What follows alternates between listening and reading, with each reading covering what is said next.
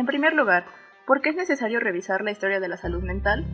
El tema de lo que hoy día llamamos salud mental ha sido un claro tabú para la sociedad occidental desde hace décadas.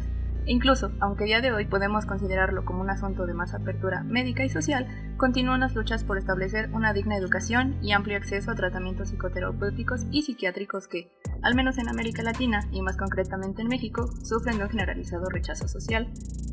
Tal aversión es debida, en parte, a la difusión de ciertos arquetipos sociales y culturales reforzados en buena medida tanto por añejos discursos científicos y o políticos del siglo XIX y XX, e incluso en momentos más recientes, con el posterior boom de la cultura popular masificada, que inyectó imágenes románticas o exageradas de la enfermedad mental bajo el título de locura, y que se representaron a través de medios audiovisuales como películas, cómics, novelas, fotografías, etc. Resulta intrigante el tratamiento histórico de la enfermedad mental a mediados del siglo pasado, ya que, al ser un fenómeno ubicado en un momento de profundos cambios para un país que ya ha dejado detrás de sí, por ejemplo, la realidad porfirista, desde la economía, la imagen de la urbe y, como lo veremos más adelante, incluso los medios periodísticos, al mismo tiempo que la situación psicológico-psiquiátrica. En otra parte, ¿en qué suceso o manifestación podemos encontrar lo anterior? En esta ocasión presentaremos el siguiente ejemplo. La situación social vivida por los enfermos mentales residentes entre 1937 y 1940 del manicomio general La Castañeda, construido en los terrenos de una hacienda pulquera del mismo nombre en el antiguo pueblo de Mixcoac, lo que hoy día es la unidad Lomas de Plateros y la unidad de Torres de Mixcoac, Ciudad de México. La representación de estos colectivos es rastreable dentro del imaginario social a partir de fuentes periodísticas de la época, más concretamente la revista Hoy, cuando por fin, a través de 2 números publicados en abril del 37, apareció La Castañeda bajo el título En Locópolis.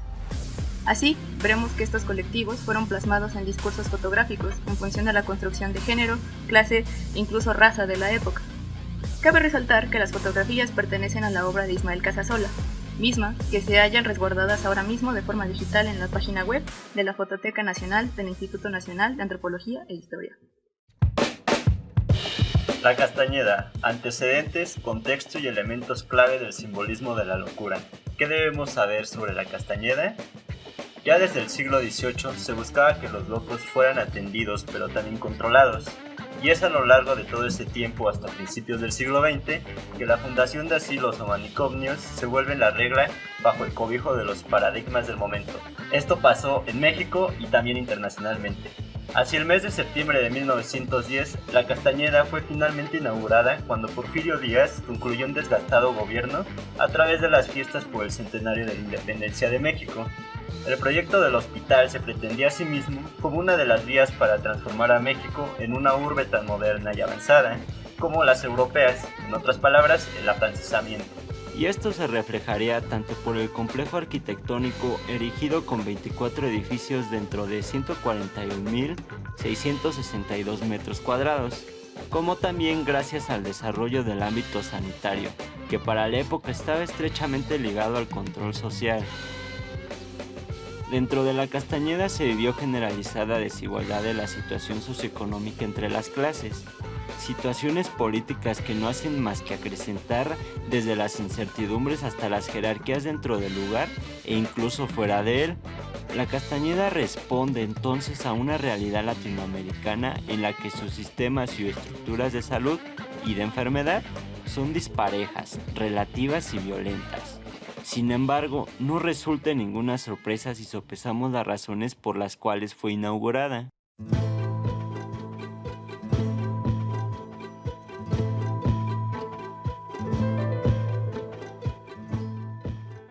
La fotografía es uno de los más importantes logros tecnológicos que nos ha regalado el siglo XIX. Sabiéndolo interrogar adecuadamente, podemos obtener un testimonio de suma importancia. Las fotografías son una especie de receptáculo, algo que el psicoanalista Jacques Lacan llamaba mirada, es decir, el punto de vista. Esta mirada expresa una actitud mental consciente o inconsciente que proyecta sobre el otro. Odios, temores, deseos. La imagen dentro de una misma cultura, e incluso desde el encuentro de dos distintas, cristaliza estereotipos, dicotomías entre imagen visual e imagen mental, generalmente cargadas sobre el otro, y el otro se forma a partir del yo. Nosotros somos los civilizados, mientras que ellos apenas escapan de la barbarie. Los periódicos fueron los reyes de la comunicación en el siglo XIX y primera mitad del XX, pues además de tener el rol educativo al estilo positivista porfirista, también jugó una doble partida hacia la mitad del siglo XX como portal de cultura y espectáculo. Es por ello que el periodismo ha tenido como arma más letal el uso de la fotografía como testimonio de autenticidad. De esta manera es que nos encontramos ante un fenómeno interesante, la contraposición entre narración subjetiva y la supuesta objetividad implicada en la fotografía. La foto en el periódico adquiere valor gracias al encuentro dado entre un suceso y el fotógrafo. Este construye una gran parte de la noticia o reportaje con su cámara. Es por esto que esta obra resulta generalmente dramática. Al seleccionar a sus actores, estos adquieren una voz y una importancia articulada por el analista o su editor. El legado de la dinastía Casasola resulta curioso en tanto que su archivo constituye una de las fuentes más ricas para el uso del estudio colectivo social. No obstante, la información contenida en los negativos, lamentablemente, suele hallarse limitada a los mínimos detalles e, incluso, como lo señala Marion Gautreaux, muchos elementos ni siquiera son autoría de Casasola. El caso de Ismael resulta distinto, resultan las atribuciones, autoría y estilo de un artista. Este fotoperiodista comenzó a publicarse de manera ininterrumpida desde la década de 1920 hasta 1950. Uno de los espacios más importantes en el que participó fue la revista Hoy, fundada por José Pagés Hiergo y Regeno Hernández Hiergo, misma en la que es sumamente probable que hayan circulado algunas fotografías de la Castañeda.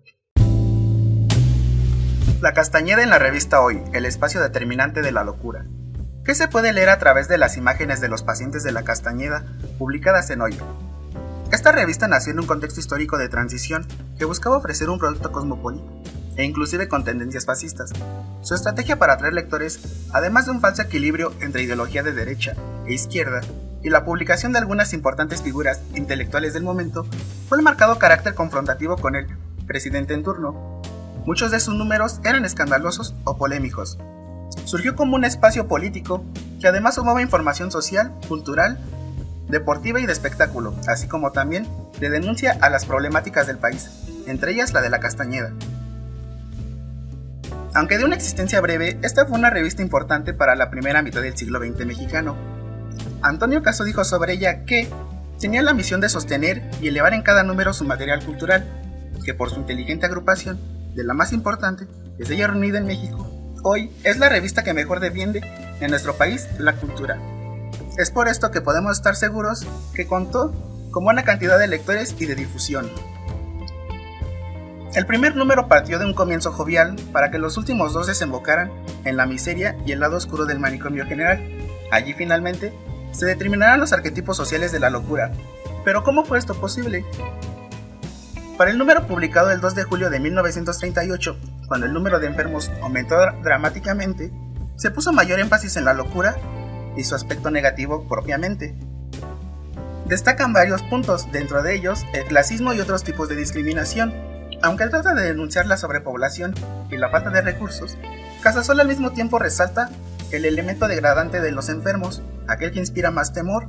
Así, sus fotos acabaron por reforzar la visión ya de por sí negativa de los pacientes, gracias al discurso degradante apoyado en sus elementos recuperados dentro de las fotos: vestimenta desgastada, de manta losas indígena, individuos masculinos de piel morena con rasgos indígenas, pies descalzos, ambiente de miseria, suciedad, hacinamiento de los enfermos, cabello revuelto o rapado, escasez de comida y miradas al vacío.